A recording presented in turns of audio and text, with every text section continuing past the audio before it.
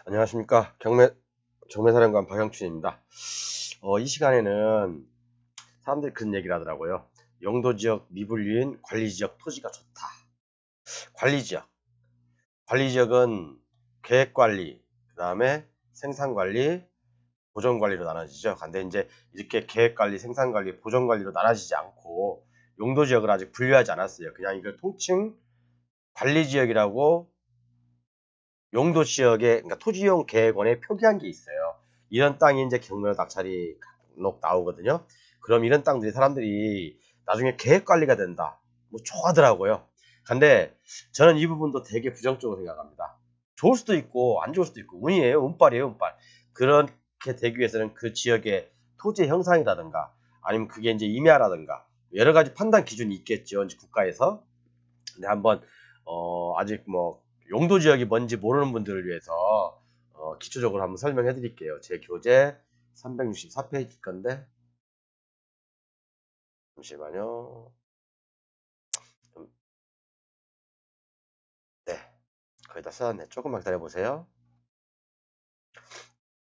364페이지에 보면 특히 이제 우리가 국토계획 및 이용에 관한 법률에 의해서 국토계획 및 이용에 관한 법률 제 36조에 용도지역이 나와 있어요. 제가 이제 그런 것을 이렇게 보기 좋게 정리를 해놨습니다.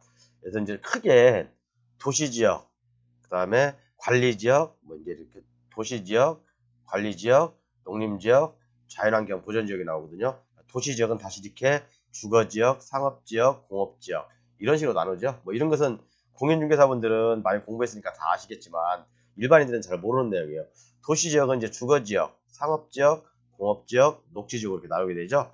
녹지지역 여기까지를 갖다 우리가 이제 그 보통 토지 개발할 때 도시지역이라고 해요. 근데 이제 녹관농자부터 여기서부터는 비도시지역이라고 얘기를 하죠. 그래서 이제 주거지역은 다시 1종, 2종, 1종, 2종, 3종, 뭐 준주거지역, 뭐 중심상업, 일반상업, 근린상업 이런 식으로 쭉 나눠져요. 그리고 관리지역은 도시지역 다음에 이제 뭐였죠? 이게 답니다.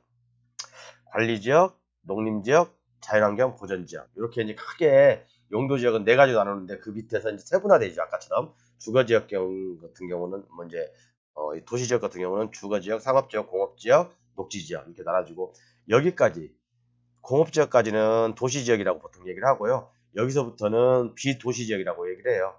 비도시지역, 보통 비도시 면지역이라고 얘기를 하죠. 자, 그러면 녹지지역도 도시지역에도 녹지가 있잖아요. 녹지지역이 있는데 보존 녹지, 생산 녹지, 자연 녹지가 있고. 처음 듣는 분들은 어려우니까. 근데 이제 우리가 이제 용도 지역을 보면 관리 지역이 있어요. 관리 지역은 대부분 세분화되죠. 계획 관리, 생산 관리, 보존 관리. 사람들은 대부분 계획 관리가 제일 좋은 땅이라고 해요. 왜냐? 뭐 내용에 보면 도시지역으로서 편입이 예상되는 지역이나 뭐 어쩌고저쩌고 이렇게 나와 있어요. 그렇기 때문에 건폐율도 40%를 주고 있고 용적률도 40%를 아니야, 용적률은 100%를 주고 있습니다. 이것은 조례에서 나오는 거고 건폐율도 40%, 자생산 녹지는 건폐율 20%. 그러면 이 건폐율과 용적률만 봤을 때는 어떤 게 좋은 땅이죠? 이게 더 많이 높이 올릴 수 있는 땅이겠죠. 그런데 뭐 계획관리가 좋냐, 생산관리가 좋냐, 보존관리가 좋냐, 이 부분은 사실은 구분하기가 힘들어요. 내가 뭐 땅값은 대부분 갈수록 싸죠. 저렴하겠죠. 위로 올라갈수록 약간 비싼 경향이 있고요. 예를 들어 내가 어떤 공장을 살려고 그래요. 땅이 넓은 공장이 원할 수도 있고 아니면 뭐 나는 높은 건물을 지을 수 있는 공장이 원할 수도 있는 거고. 그래서 각자 상황마다 틀리다고 생각해요. 요즘은 이런 그 공장들도 대지를 넓게 쓰는 편이고 대부분 차들도 많이 있잖아요. 차들도 많이 있다 보니까 주차장 공간이 상당히 넓어야 돼요. 그래서 대부분 생산관리라든가 보존 녹지를 원하는 공장들도 있어요. 이런 것들은 물론 이제 그런 다른 제한이 따르겠지만 들어올 수 있는 업종이라든가 그런 것들이 따르겠지만 그런 거 살펴봐야 되겠죠. 조례로. 그래서 이제 이렇게 이제 용도 지역이 나눠 있다고 보면 됩니다. 그런데 우리가 이제 토지이용 계획 확인을 보면 계획 관리, 생산 관리, 보존 관리 이렇게 나눠져야지 정상이에요. 그런데 어떤 토지 이용 계획 확인을 보면 그냥 이런 거 나눠져 있지 않고 그냥 관리 지역이라고 표기된 것만 있어요. 관리 지역이라고 표기된 지역이 있는데 어떤 전문가들은 또 그런 얘기를 해요. 야, 관리 지역 땅이 나중에 계획 관리로 갈 수 있는 가능성이 높으니까 엄청 좋은 땅이다. 저는 천만에 만만의 말씀이라고 생각합니다. 이거 제가 사례를 통해서 보여드릴게요. 왜 관리지역이 계획관리로만 갑니까?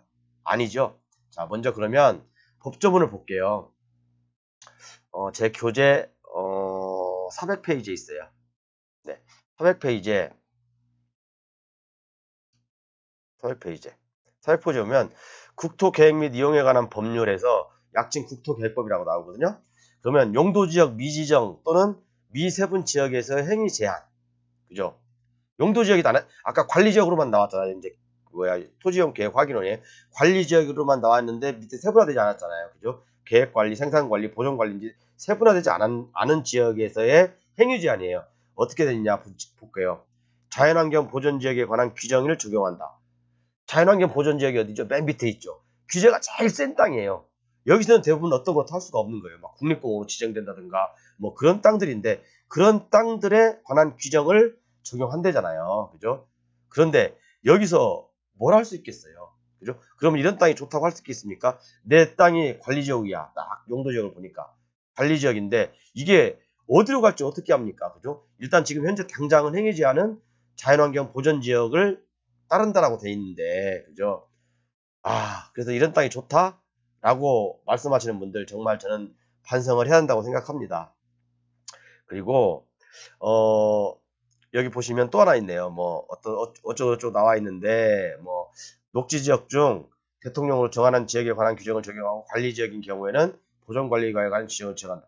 뭐 행위 제한도 보존관리지역을 자연환경 보존지역을 적용하고 그 다음에 뭐 어떤 관리적인 경우도 보존관리 지역에 관한 규정을 적용한다. 그러니까 제일 안 좋은 땅인 거예요. 그래서 자, 한번 볼게요. 이런 물건이 경매로 나왔어요. 경매로 나왔는데 나중에 어떻게 지정됐는가 한번 제가 보여드리겠습니다. 자, 화성군, 옛날에 화성군이었네요. 2009년도에는 화성시가 아니라 화성군이었네요. 화성군 정남면 한번 보겠습니다. 자, 여러분들 보면 깜짝 놀랄 거예요. 왜 사람들이 관리지역의 땅을 좋다고만 이렇게 얘기하는지 정말 그분들한테 한번 저는 묻고 싶어요. 그런데 경매 사례를 보면서 말해드릴게요. 옛날에 나와 있죠. 경기도 화성군 정남면 응암리 응양리네요. 아우, 농지였고 토지 매각입니다. 한 1000평 되네요. 참, 이제 뭐 6억짜리를 누가 5억에 낙찰을 받아갔어요. 그러면 밑에 한번 더 내려볼게요. 토지이용 계획 확인원에 어떻게 돼 있는지. 토지이용 계획 확인원에 뭐라고 돼 있죠? 관리지역. 아까 관리지역은 계획관리지역, 생산관리지역, 그 다음에 보존관리지역 이 세 가지로 나눠져야지 용도 토지이용 계획원에 이렇게 나눠져서 기재가 돼야 정상인데 그냥 단지 이런 것들이 세분화되지 않고 관리지역으로만 나와 있어요. 그러면 이게 나중에 시간이 지나면 사람들이 계획관리로 간다고 하잖아요. 계획관리로 가면 좋게요? 그럼 이런 땅은 무조건 낙찰을 보지도 않고 낙찰을 받아야 되겠네? 그렇죠. 그러면 자, 현재 이 땅이 어떻게 변해 있는지 볼게요. 어떤 용도지역으로 구분이 되어 있는지 볼게요. 만약에 그때 당시에 관리지역이라고 했다면 아까 제가 말씀드렸죠. 자연환경 보존지역의 행위제한을 따르고 그 다음에 보존관리지역에 준해서 어떤 그 용도를 구분한다 어떤 그런 내용들이 있었잖아요. 그러니까 제일로 안 좋은 것들만 골라서 적용하는 거예요. 아직 분류가 되지 않았기 때문에. 자, 그러면 10년이 지난 지금 이 사람들이 옛날에 관리지역 미분류에서 엄청나게 좋다고 떠들었거든요. 그럼 이 땅이 어떻게 지금 변했는지 한번 볼게요.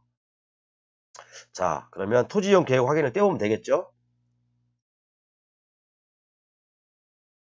똑같습니다. 이게 이제 그 땅이에요.